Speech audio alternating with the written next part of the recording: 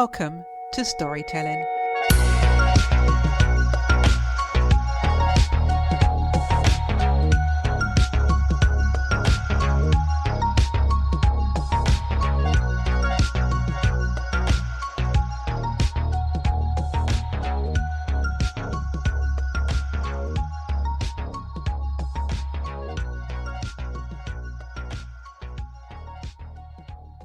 This week's guest was raised by wolves, chased by cows, and saved from drowning by a friend.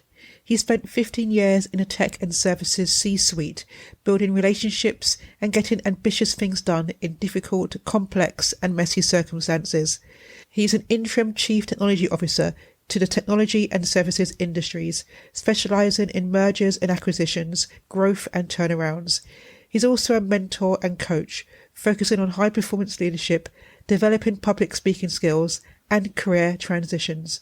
Please welcome Nick Westall. Hello, Nick, and welcome to the podcast. Hi, Debbie. Nick, what is a career transition? Well, career transitions can usually happen around three different areas. I would suggest the first one is usually when someone feels that they're stuck in what they're doing at the moment. They've maybe got frustrated, they don't like where they are, and they just want to change, but they don't necessarily know how or what to do. Or maybe it's been a long time since they went through a change in career.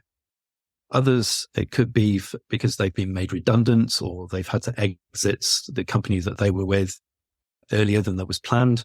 And the third one is when people have arrived in a new role and then they're finding it challenging. They've got problems. They don't know what to do. Either the team that they've come in with is causing issues, or maybe it's a new role that they've transitioned to or a new industry and they just need some help to get them there. Looking for jobs nowadays is slightly different to how we looked for jobs many years ago. What are the main changes that you've noticed and you've seen? I think with the rise of the internet and LinkedIn, I joined LinkedIn about 9 years ago or something like that. And I was in the first 2 million people that joined, I think, worldwide. There's now over 950 million people worldwide that have joined LinkedIn. And if you're in a commercial organization role, more often than not, even the recruiters are going direct to LinkedIn to see if they can find people. And as well as the people who are looking for roles themselves are going there to try and get some assistance. I think what has also changed as well is people are not staying in roles for as long as they used to. I think the time of a full employment where you take a job and you take it for your full career, that disappeared probably about 30 odd years ago and has been decreasing quite a while before we got there. I think it was maybe a phase after that where people were likely to be in a role. The first role I took, I was there for like a smidgen under 18 years, which was unusual, but it was not unusual to find people that had been in a role for 10 years or so. I think now the average tenure is down to about 3 years. So quite often the role that you do today, the role that you go to next might not actually exist yet. And with the rise of AI, that's only going to be inflated as we go. So you mentioned the rise of AI. What do you think that will mean for people as they transition in their careers? I think the rate at which AI gets introduced within organizations and which parts of an organization it gets introduced to will have a massive impact as to how fast people are going to have to transition.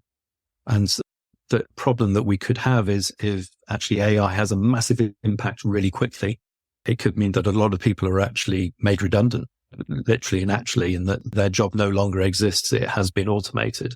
That said, I think the transition will actually take longer than it's thought. There are some areas where it will happen quite quickly, but others, I think it will need a lot of extra work and people to make that work well for the organization before it actually starts impacting people. But what it is going to do is mean that people roles that they have today just aren't going to exist. So they need to not only transition from one organization to another, they may need to transition to a completely different role and a different activity. So they're going to need to go through some level of upskilling or cross-skilling or training for a completely new career. What does it mean for the older worker who has a set amount of skills already and lots of experience that they bring to the world of work? I think this is going to affect people at whatever age that they're going to be at.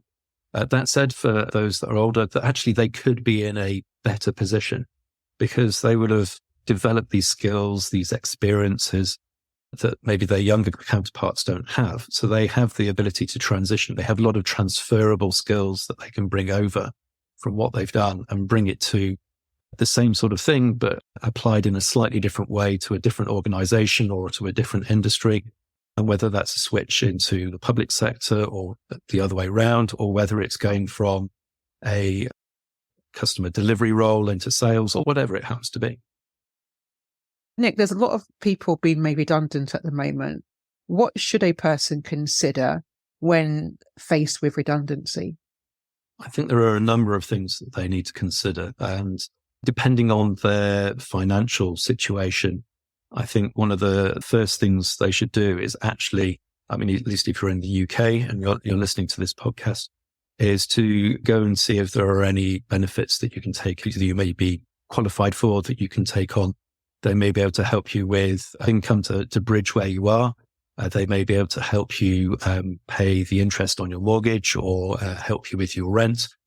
But you should go and look at that, whether you are someone who's got an immediate need, or maybe you've got a very nice severance agreement to help you out of the company. And you may not qualify at the moment, but go and check now anyway to understand your options, and then keep checking each month. Because one, you'll probably work your way through some of your severance agreements, if not all of it.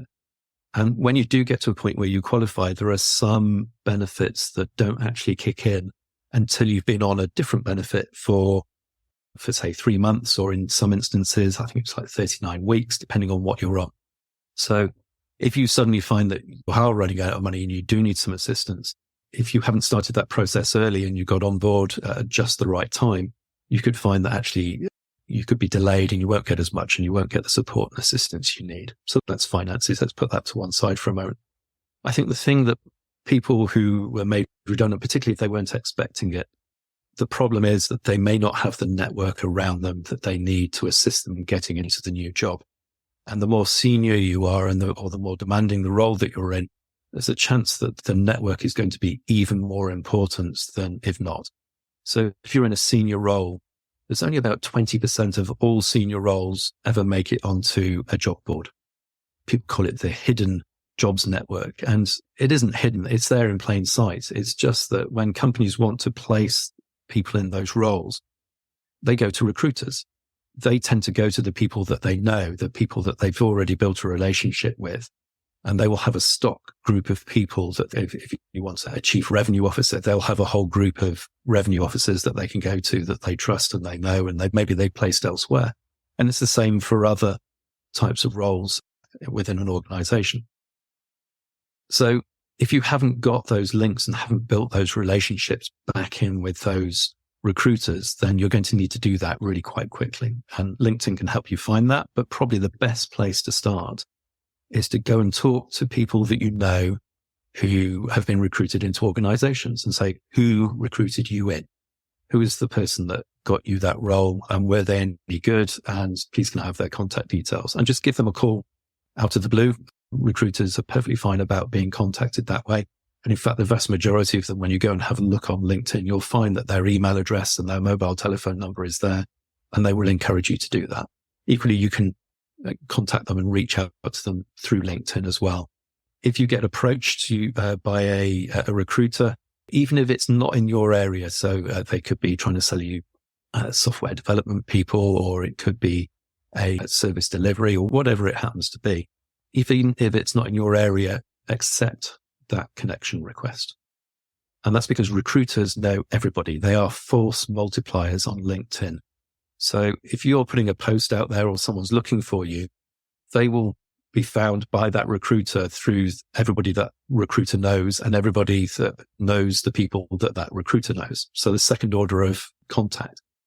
So the more recruiters you know, the more people of second order of contact you have, and the more likely you are to turn up on a LinkedIn search when someone goes looking for that type of role that you put yourself forward to. And that sort of brings me on to the second thing. After network, they're going to find you on LinkedIn. So your LinkedIn profile needs to scream at them the role to which you want to be placed in. So if you want to be a chief technology officer, for instance, your LinkedIn profile should scream chief technology officer. because there are going to be a number of questions that they're going to ask you when you call them up or they approach you.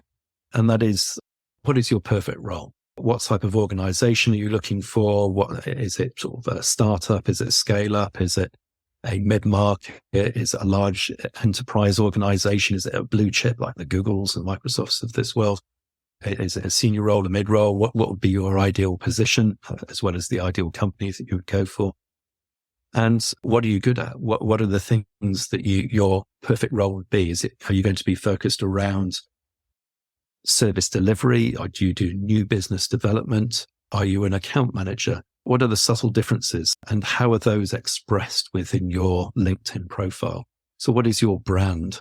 And that brand is not only about the profile of the organization you'd like to go to, your profile in terms of how you could fit, but it's also about you as an individual. What are the things you're interested in? What are the things that you're passionate about?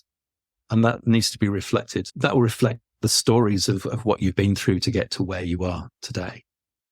So you mentioned it's really important that we are able to portray our personal brand and also to have a story to share when a recruiter says, okay, tell me about yourself and tell me about what role you're looking for.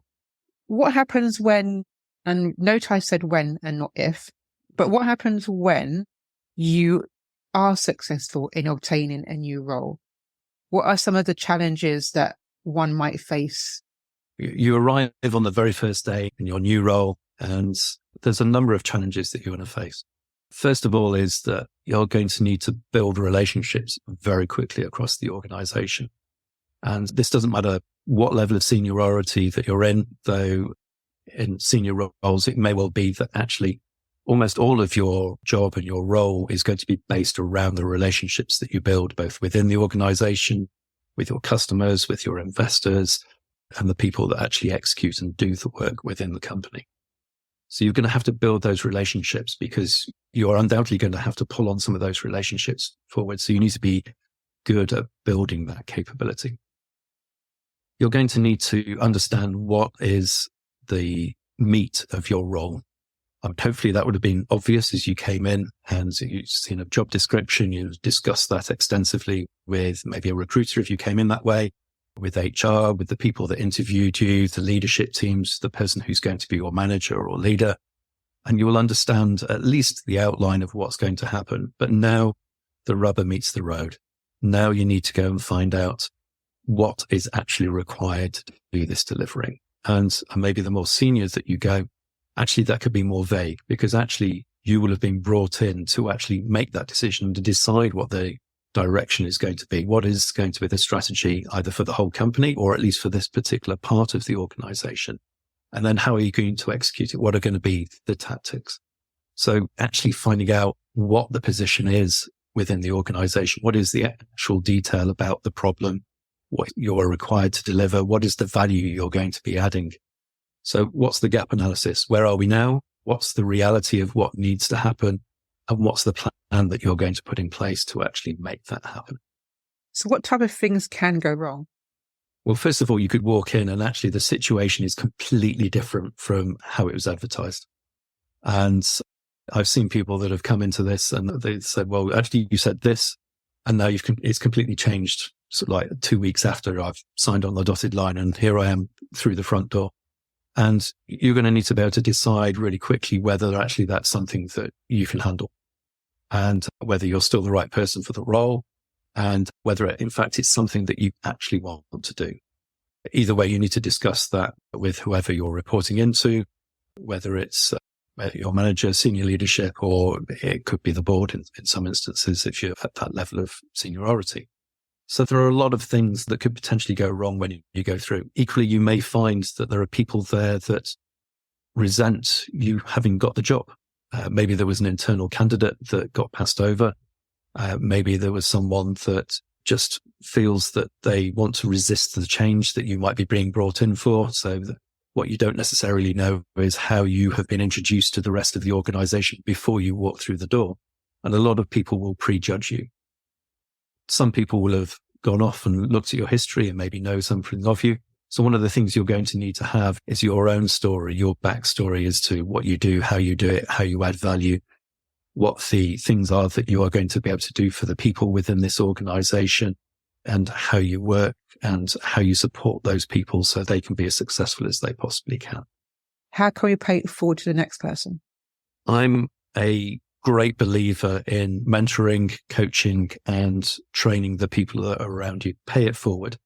Always pay it forward. I've done a lot of mentoring over the last 15 years, whether it was for paddle sports, juniors and adults, or then MBA graduates, and then getting into senior and mid-level leadership and salespeople. In fact, a vast group of different people with many different roles in different parts of an organization, whether it was legal, finance, sales, technology-based, or whether it was someone who's trying to go through a transition from the charity sector, the third sector, and wanted to get into something that was a little bit more positive in terms of the light in what she was trying to achieve. And helping people realize where they're up to, what's the goal that they want to achieve, and quite often they don't know what that is. What's the reality of their situation? What options do they have? And then helping them develop a way forward. There's like a templated approach that I bring in. And part of that approach is recruit at the front, promote from within, and put a personal development plan in place for every single person within the organization. And they can spend up to 10% of their time, working time, on that personal development plan. And it could be on absolutely anything. It could cover hard skills that are specific around their particular role, or it could be soft skills, or it could be leadership skills that they're bringing in. Now, you have maybe some CFOs out there that are going, oh my God, 10%, that's an absolute fortune. How are we going to pay for that? In reality, they're actually working within the organization to develop those skills. They're learning on the job. So they are providing value. They are helping out with customer delivery, and fee paying work along the way. And typically it only costs about 2 or 3% of additional that would sit around that. But what it means is that you've always got people that are developing this conveyor of talents that comes up through the organization. You can start identifying the roles that you're going to have available, start grooming and training and developing those people so that naturally when that role becomes available for whatever reason, there's an obvious succession plan for people to step forward and apply for that role formally and go forward. And we like to think that if someone's within a team and they've outgrown that team, that maybe there's another team within the department that they can go to. Or if they've outgrown the department, there's maybe another one they could go to elsewhere within the organization. Or indeed, if actually they've outgrown the organization as a whole, then we'll just shake them by the hand, pat them on the back, send them on their way. And then 6 months later, send the head of sales in to go and get a purchase order from them, because they'll have said such fantastic things about your organization that actually you'll be very well placed and they'll want to talk with you and spend some money.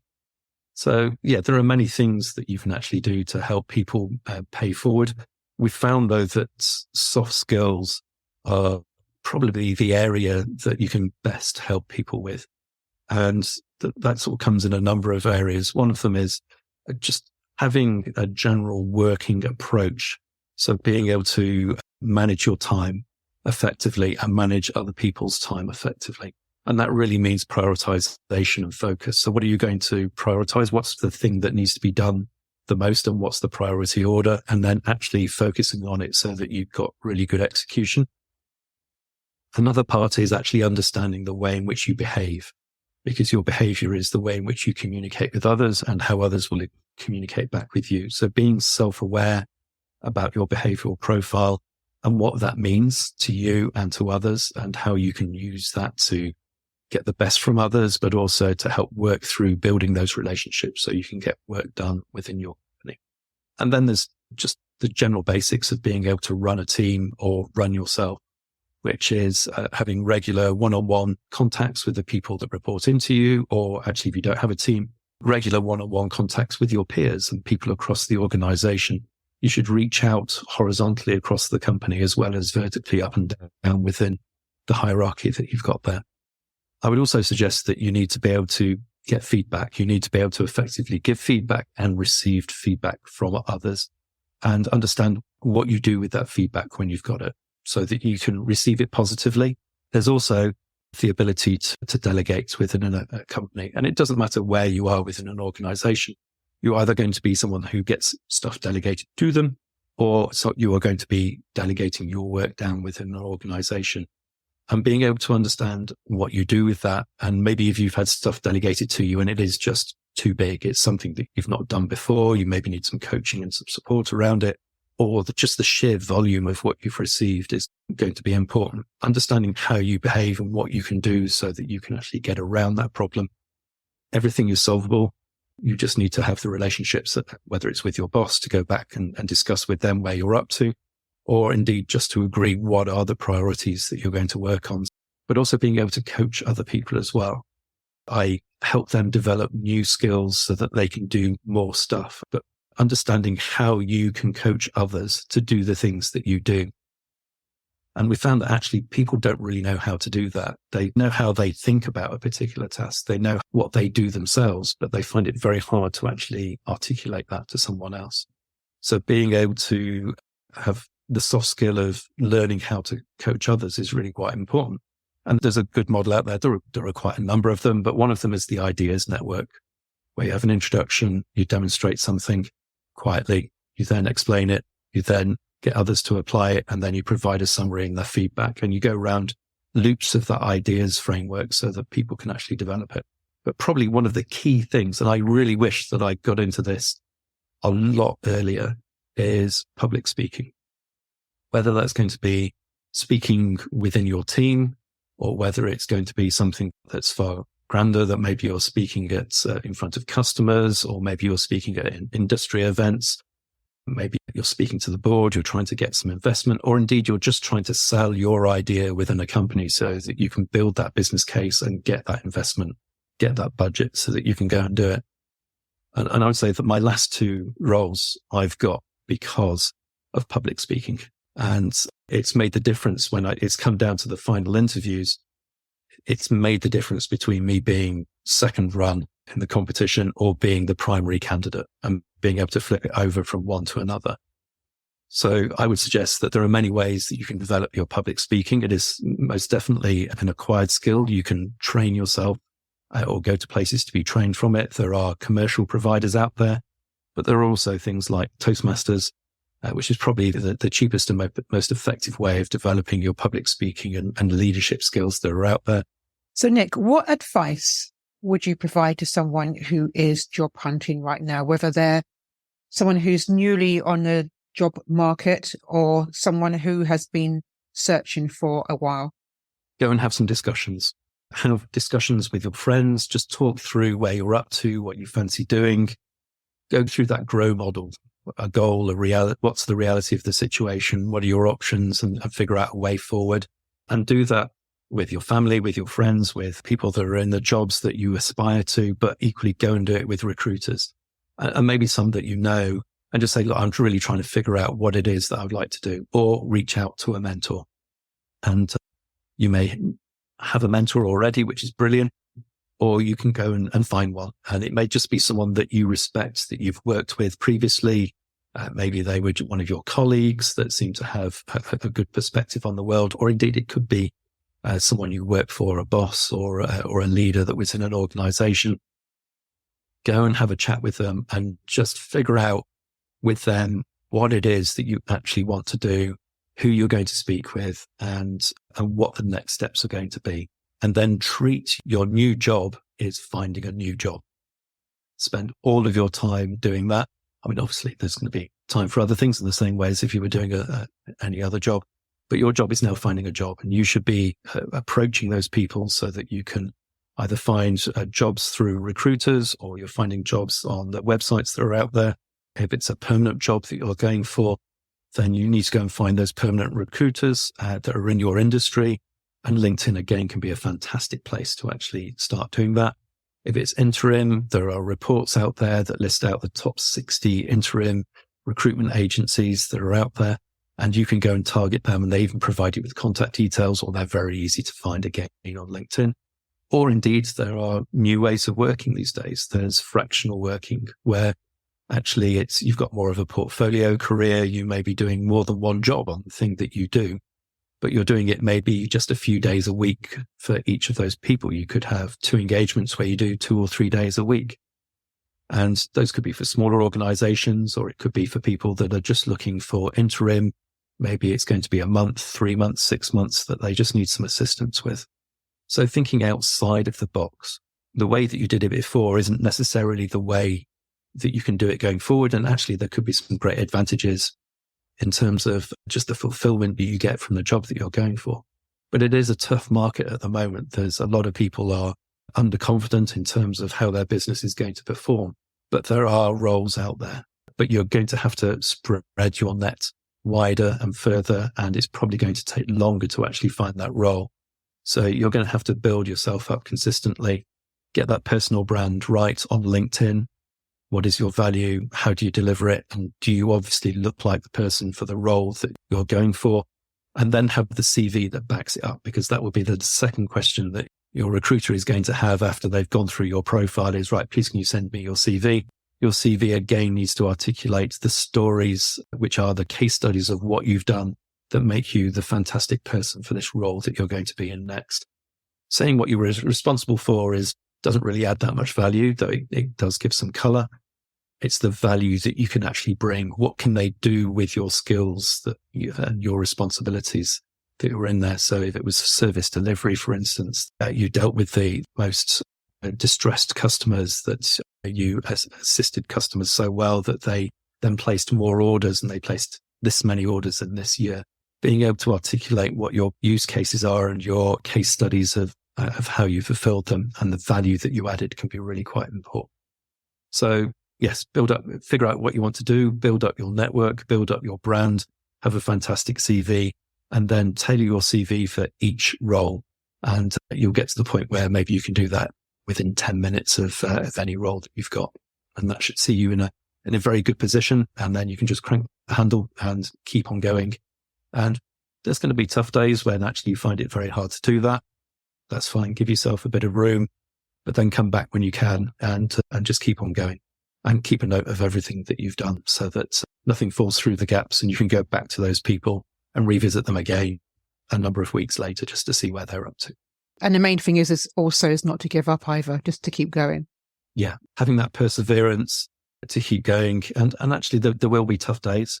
And that's when you need to go back to your network, whether it's speaking with your significant other or whether it's going back to your friends, your family, and just going out for a drink or a coffee and just getting out there and having interactions. It can be a very lonely process when you're out there, but equally remember the other things that you have in your life, whether it's going out for a walk with the dogs, whether it's going down to the gym, whether it's going to meet family and friends, whether it's going out and socializing. There are going to be hobbies and things that you do. You need to keep doing those things as well. You are not defined by your job or your lack of a job. There are many other aspects to you, and you need to feed those as much as you do the dragon that you have to feed so that you can get a new job. So Nick, do you have advice for recruitment agencies or for any companies recruiting right now? I do, yes. And some of them are going to be quite hard for them to do, but it really does make a fantastic difference. And those recruitment agents that actually make it personal and stay in contact and keep you up to date. You can always tell when something's going south is that everything goes silent and there is no update. And actually this really leaves the candidate yourself in a complete no man's land, because no news is typically bad news. But actually, there could be fantastic things going on in the background. The recruiter is working really hard. They're trying to make sure that the role is going in the direction it's going in, that maybe they're up against other recruiters who are putting candidates in. Maybe a preferred candidate that isn't you has been put forward and they're working through that process. What I would suggest to the recruiter is please just be brutally open and transparent back with the candidate. If there is someone else that isn't number one in that role anymore, tell them. Just say, look, there's this other candidate. They are the preferred candidate. They're being taken forward at the moment. However, I'm not too sure that they're going to make it, or there's a good chance that actually you could get brought back in again. So while this is not necessarily what you want to hear, please keep on looking. Knowing where you're up to and what is actually happening is super important for the candidates out there. And stay sticky. There are a group of recruiters who ring up on a regular basis. Maybe it's once a month or however it happens to be, and say, how are you doing? What are you up to? Are you still looking? Oh, have you got a place now? And actually, can we use you to recruit someone into the organization that you're with now. So are you going to recruit someone? And you really do remember those people, and those will be the people that you go back to on a regular basis. Equally, being honest with the candidates when you get a CV. I always say to recruiters when I'm looking is, here's my CV. It comes with a free red pen. Please critique with impunity. I want a brutal feedback. And actually, I've only ever had that come back maybe once or twice. And actually, at the time my CV was bloated. I'd added too many things on it. It was maybe a little bit rusty in that it was maybe pitched for how things were done a couple of years beforehand. And actually, this recruitment agent passed it on to her lady who specialised in CVs. And she came back with about 6 or 7 things like, you could go do this, this, this, this, and this to your CV, and it would really tighten it up, cut that bit out, put this bit in. And I went off, spent an afternoon putting it round, and I had a far more focused and productive CV that was really going to catch people's eyes than I did before. So recruiters, please be honest with your candidates as they come through and say, look, you can improve, instead of just saying, no, it's okay, it'll do. And the third thing that they can do is be available. There are roles out there at the moment. You can look on LinkedIn. This can be part of the challenge if you're trying to find a job through LinkedIn or one of these job boards. You can actually see how many people have applied. And I can remember when I was looking for a full-time CTO role, there was one that I found had 1,500 applicants on it. And we know full well that when you put your CV into that CV is going into an applicant tracking system. And there's no way that the person that's leading this recruitment is going to be able to get back to 1,500 people to let them know what's going on, give them feedback, tell them about the role. So being clear that either you are or you aren't going to get back to people is really important. If someone reaches out to you, please send them a message just saying, look, I can't come back to you, or I can, and let's work out a time to have a call, or here's a brief message. Or at least through your applicant tracking system, is to use it for what it's there for. You can mark a whole swathe of people and say, I'm sorry, but you're just not going to be considered for this role, and hit the button, and it will send that communication out. It just allows the applicant to understand where they're up to, and being open and honest with the position. They will have sympathy for you in that if there's 1,500 people you're looking at, there's no way you're going to be able to spend even 10 minutes with a fraction of those people to give them feedback if they're not actually going to be able to step forward on the role. So just being open and clear and honest with where you're up to, it will be appreciated and it will be remembered. And actually these people will have far more sympathy for where you're up to, and actually they won't hassle you to try and find out. Silence is really the least useful position to be, because you don't know if it's good, you don't know if it's bad. Whichever way it is, you're probably assuming the wrong thing. Now, I think that's really useful advice. And as you mentioned, when you are in a new role, you always remember those recruiters who helped, assisted, or just stayed in touch with you. Oh, indeed. Nick, you have provided us with some wonderful advice, and I would like to thank you so much for being a guest on this podcast. Absolute pleasure. Thank you very much, Debbie. If you would like further information about Nick, then please follow the links in the show notes.